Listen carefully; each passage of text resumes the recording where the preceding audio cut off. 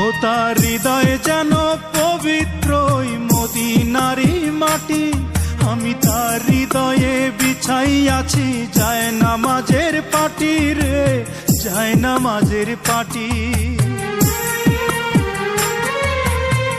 পাঁচ ওয়াক্ত মোনাজাতে বলি তো সে জোড়াতে, পাঁচ ওয়াক্ত মোনাজাতে বলি তো সে জোড়াতে।